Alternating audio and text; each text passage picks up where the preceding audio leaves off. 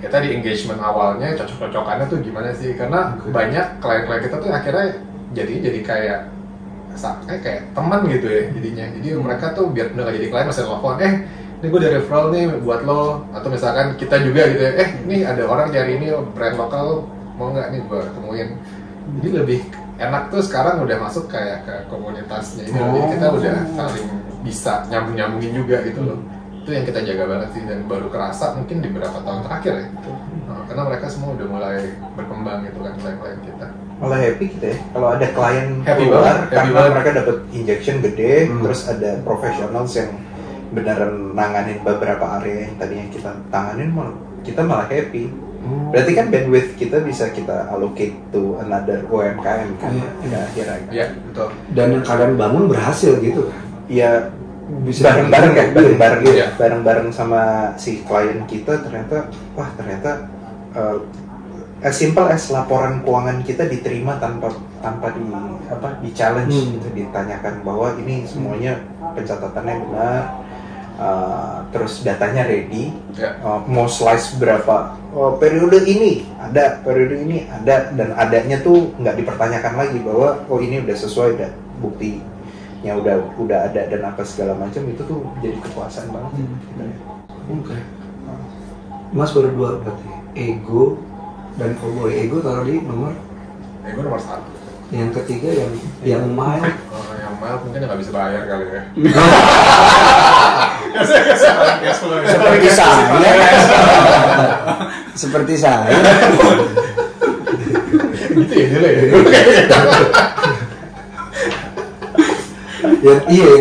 yang nggak bisa bayar, yang ego sama yang cowboy. Oke. Nah berarti selama ini kan kalian sudah ketemu berbagai macam manusia yang punya takaran pride-nya masing-masing. Bener kan? Kalian udah, yang paling membuat kalian iba jatuhnya kayak, aduh kasihan, bentar lagi kiamat, usahanya kiamat. Iba itu tipe ego yang seperti apa? Oke, mungkin gue boleh jawab. Mungkin pride seperti apa? Gue coba ngapain dulu. Karena gini, alhamdulillah banget nih kalau di gue, yang datang ke gue itu misalnya nanya atau apa itu bukan. Maksudnya klien butuh klien. Maksudnya klien-klien yang nggak terlalu problematik dari part itu ya. Nah tapi kalau yang problematik banget nggak tahu kenapa yang kontak itu mulu, yang bener-bener problematik parah gitu, kayak anjing kenapa gue lagi sih? Para klien lihat LinkedIn, oh anak psikolog, gue kok problematik parah tuh ke dia mulu gitu. Ya, sabar tuh. Bingung gue, mungkin kalau problematik banget lu bisa jelasin sih. Sampai iba gitu. Udah keselnya tuh udah lewat sampai iba gitu. Kayak gimana ya? Pertanyaannya kayak gimana? Yang biasanya tuh kayak apa ya? Kayak gue ngomongnya gimana? Kayak duren gitu. Oh. Kalau iba ya, kalau kita ngomongnya iba. Iya. Potensinya ini banyak banget, besar sekali gitu.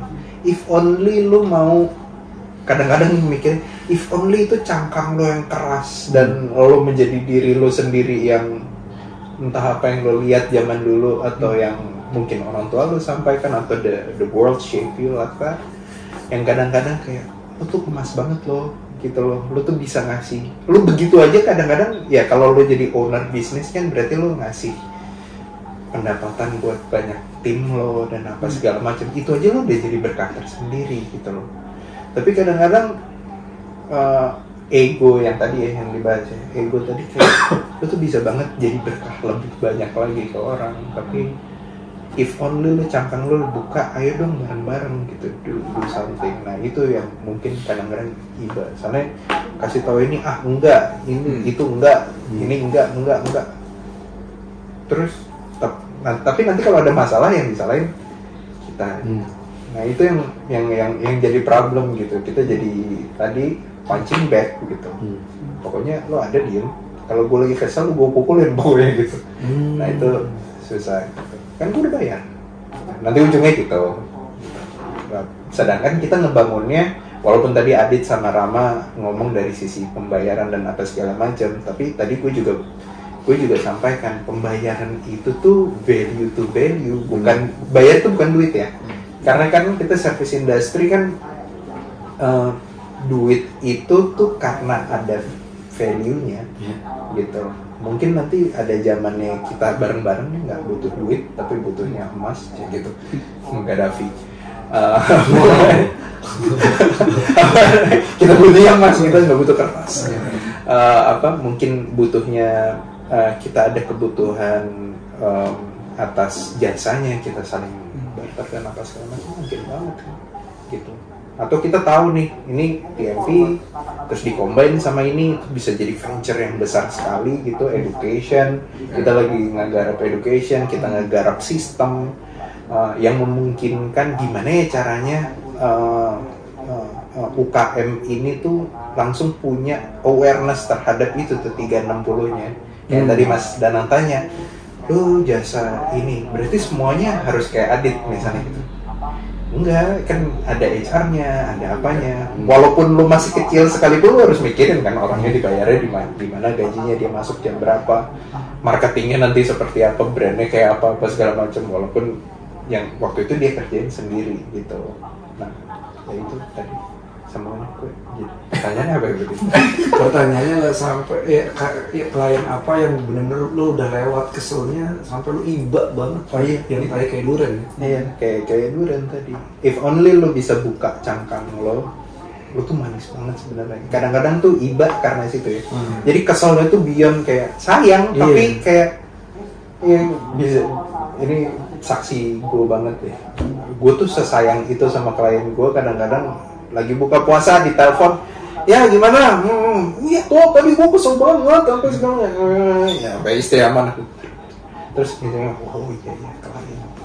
Keluarga gue pun, keluarganya mereka pun juga udah ngerti banget. Kita Minggu, Sabtu, gue bisa meeting Sabtu Minggu. Ayo, gitu. Anak-anak tim kita ada di sini. Wah, 7 hari kalian kerja ya? Menyenangkan. Kerja 7 hari itu menyenangkan sebenarnya. Iya. Iya, itu udah part of integration ke hidup kita ya itu. Soalnya kalau gue tahu kalau kalian ya, tapi kalau gue ngerasa kayak tiba-tiba total nggak ngapa-ngapain, besok mau gerak lagi kayak gitu, berat banget. Nggak, tapi orang beda-beda sih. Kalau mau vacation healing silakan. Nah, gue penasaran lagi kenapa juga kalian nggak bikin, kalian ngerjain banyak UMKM, terus kalian juga kenal beberapa orang yang membutuhkan UMKM itu sehingga kalian bikin jaringan. Kenapa nggak kalian bikin broker agent? Kalian ngambil fee broker 10% dari misalnya karena kejawaan gitu. Gak enak ya, capek banget. Ngomongnya gimana nih? Aduh bos.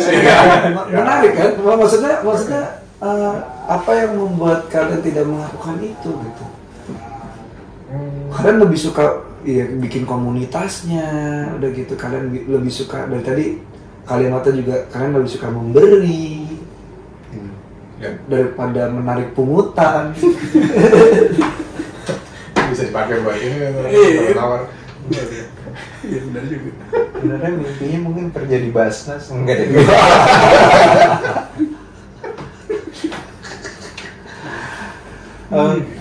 Platform itu seringnya kita obrolin nih. Kenapa kita nggak jadi maklar kodok aja? Kita tuh dulu punya bercandaan om Citos yang kalau nelpon teriak-teriak, dinyalain loudspeaker, tongkong 5M gitu. Itu bawa batik, kalau pakai polosan keren naik. Ralph Lauren. Iya. Lauren di sini. Ada kuda gede banget. Kudanya setengah badan. Kudanya setengah badan. Kuda aneh banget. Iya. Kita ya itu selalu jadi bahan ceng-cengan kita banget. Entah kenapa ya, mungkin terinternalisasi ya tuh. kita jadi kayak itu sebenarnya kadang-kadang udah selesai gitu dealnya, mereka deal, kita kenalin deal apa segala macam. ada yang ngasih, ada yang enggak, ada yang ngasihnya banyak banget yang kita sampai ini bener loh gitu, ada yang nggak ngasih sampai ya nggak apa-apa. Tapi abis itu kita kadang-kadang mikir kayak ini harusnya kalau dijadiin duit, kalau kita hitung-hitung ya kita jadiin macomblang gitu ya, itu gede banget nih. Yes. Ya, mungkin juga karena tadi ya value-nya gitu, kita lebih ngeliat kayak kalau memang si klien kita itu memvalue kita segitu, dia akan menawarkan kita gitu, dia akan membuka opportunity untuk oke lah nih lo mau ini nggak segala macam. Jadi lebih ke situ tuh kita selalu ngeliat kayak apa yang kita berikan ke klien kita tuh secara value tuh mereka juga menghargai segitu nggak sih sebetulnya tuh. Tapi itu ide yang bagus juga sih, mungkin kita akan itu mungkin nambahin dari Alin sama itu apa sih ya, mungkin datang lebih tega. Jadi lu kalau makanan kita buatin, lu makanin. Awas langsung. kalau dengan semua Harus TMD bisa pakai. Kasih bannernya bawa pulang. Lipetin Gue ikut pasien bokong. Di punggung gue ikut pasien naik bokong. aja kita udah kelar makan. Tapi ini ya maksudnya, gue ngeliatnya, maksudnya karena kita long term rata-rata ya kerja sama kita, jadi kita udah 10 tahun survive so far, memang banyak yang di depan itu mungkin lagi tadi ya soal kapabilitas bayar atau apa mungkin lupa, tapi karena kita udah ngefilter beberapa klien kita, apalagi ya dari awal gitu ya, bahwa kita value-nya sama apa, nggak cocok apa nggak, ya emang bener sih kata adik kita itu, dibilang tiba-tiba ada kerjaan baru atau apa yang bener-bener value-nya jauh lebih gede dan mereka ingat sama kita. Dulu yang ini gue kasih nih gini kerjaan yang ini apa gitu. Jadi emang jadi panjang sih long term engagement kita, nggak cuma masalah relationship klien to bisnis gitu, tapi emang bener-bener jadi personal, jadi apa, terus tiba-tiba ada paket datang ke rumah, nggak tahu loh ini dari siapa ini, ya barangnya bisa macam-macam, bener-bener macam-macam banget. Oh gila gitu, atau nggak kita angkat level ngobrol, makanan ini enak ya, iya enak bro, besok datang. Gimana gitu, maksud gue ya di part yang itu sih kalau dari gue sendiri ngerasa ya part of it rezeki udah diatur, kedua selama kita niatnya baik terus kita ngerjain sesuai yang kita omong ya, so far sih orang baliknya macam-macam bentuknya gitu. Semi-semi mafia juga berarti ya? Kayak kaporejim gitu ya, kayak saya mau makan nasi goreng kambing datang sak gitu. Lu bantu, lu dibantu gitu kan? Gitu. Berarti kalau kalian sudah melewati banyak badai, api dan lain-lain, bahkan kalian menjual trust padahal kalian terluka karena trust itu, happiness level kerja di TMP itu berapa sih kalau buat personal kalian? 10 sampai 100 gue dulu. Oke, kalau gue personal ya, karena di waktu bikin pertama gue nggak dapet feeling, tapi kalau yang sekarang gue bangun pagi gue ngerasa sense of purpose-nya kuat banget gitu loh, kayak ayo gitu loh, kayak bangun tuh nggak berat badan gue ya, walaupun misalnya jam 12, jam 1 besoknya pagi bangun kayak masih semangat aja ngebayangin hari ini tuh kita bakal ngasih apa lagi ya gitu, gue bisa ngapain ya gitu, bahkan cuma simple things yang ada impact-nya baik ke klien gue misalnya atau apa ya, kayak kita di pagi deh gue harus ngantar slide presentation gitu, tapi mas ikut meeting klien yang ini kan, aduh ini klien ini lagi ada, udah gue berangkat, ya semangat aja gue ngerasain. Jadi kalau ditanya gue seneng apa enggak, seneng banget sih sebenarnya saat ini ya. 10 sampai 100? 10 happy sih. 10 sampai 100. Pintar berarti lah ya. Wah. 100 lah. Kalau Joy soalnya. Oke. Masalahnya? Iya, gue juga pasti 100 lah ya. Karena ini kan kayak anak gue ya, perusahaan ini. Jadi hal yang sama gue rasakan juga di beberapa tahun terakhir ini. Jadi sejak paling drop itu kita pas pandemi. Pandemi itu benar-benar kayak ngebuka semua ya, maksudnya kalau bisnis model kita tuh gimana sih? Kita tuh bisa survive apa enggak sih? Manajemen yang kita lakukan selama ini udah benar atau enggak sih? Gitu kan, misalkan kita selama ini boros gitu ya, 2020 sudah pasti kita udah nggak ada gitu.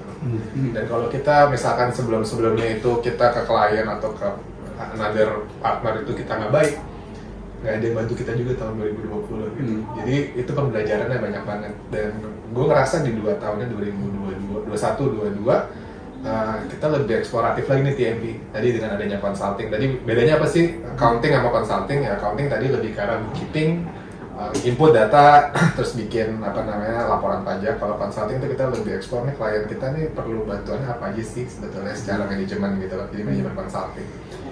Jadi serunya itu sekarang network kita semakin luas dan kita juga jadi belajar terus, di-push buat belajar terus gitu. Untuk kita ngeliat masalah yang sebelumnya kita cuma ngeliat kayak di laporan keuangan kayak oh ini jelek banget, tapi lo nggak tahu di dalam tuh owner tuh jungkir balik seperti apa gitu. Di sini gue ngerasa itu bikin gue semangat gitu, karena banyak juga beberapa klien kita tuh ya personally bilang thank you ya. Jadi ini ada impact nih buat perusahaan gue gitu ya. Biarpun kita tahu impactnya juga nggak mungkin kita datang bulan ini besok udah untung atau bisa beli Ferrari, enggak juga. Tapi seenggaknya kadang-kadang tuh ada progres gitu.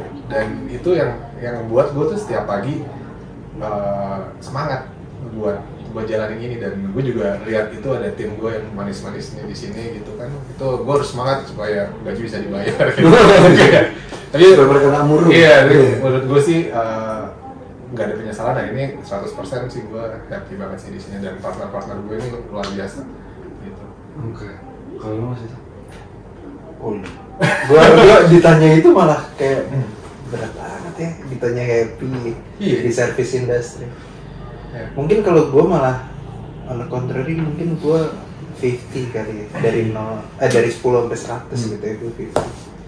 Karena kadang-kadang nggak happy itu yang menjadikan gue malah bersyukur. Kadang-kadang di saat berat ini gue nggak happy-nya, maksudnya minus 50-nya itu biasanya momen dimana gue sama Adit sama Rama duduk di satu ruangan. Biasanya after kita cramping all the problems, kayak ini masalah banget nih klien ini, gue nggak tahu nih mau gimana nih, susah apa segala macam. Atau misalnya kita ditusuk lagi ya, kita udah 10 tahun kita ditusuk lagi misalnya gitu, nggak belajar gitu. itu kan nggak happy banget ya. Tapi di momen nggak happy itu biasanya ada salah satu yang nyeletuk nih, orang kita bertiga orang Jawa semua kan, Jawa totok gitu kayak masih ada untungnya nyet gitu. Biasanya masih bisa makan nasi lah. Iya. Besok rumah lu masih kan, anak lu sehat kan, udah bro santai. Nah di situ solace tuh, begitu ketemu solace antara happy sama nggak happy-nya itu nyampur, buat gue di situ meaningnya gitu loh. Karena yang tadi disampaikan Adit sama Rama soal klien klien gak oke yang dari tadi kita ngobrol, itu tuh ada siklusnya. Misalnya kita kena tipu nih, kita udah mulai ngebaca nih 10 tahun tuh gitu.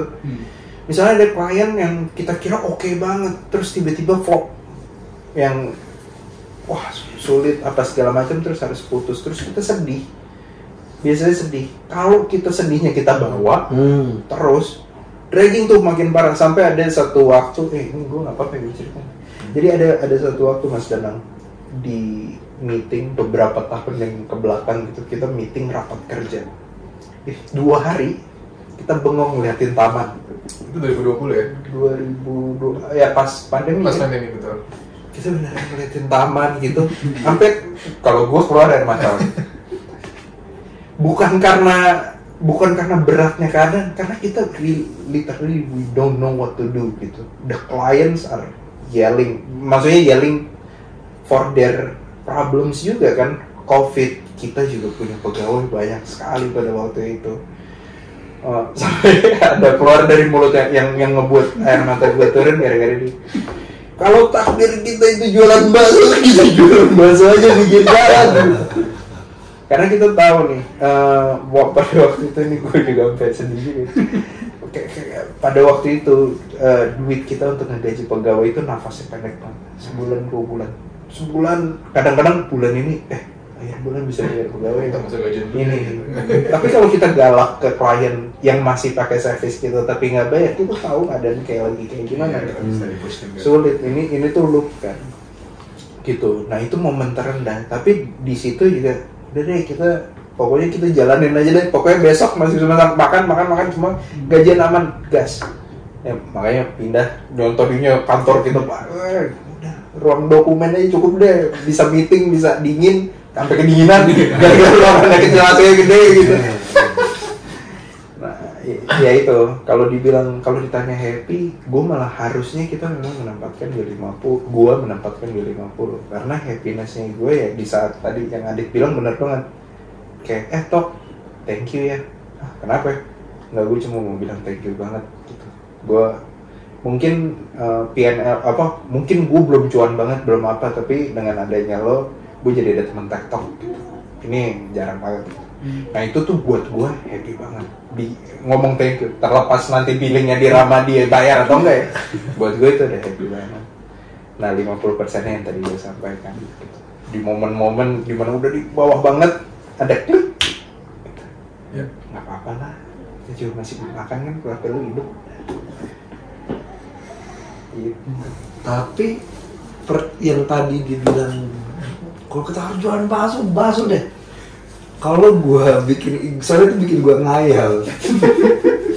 Semoga nggak jorok. Yang jorok gue ngomong ya. Tapi ada di sini.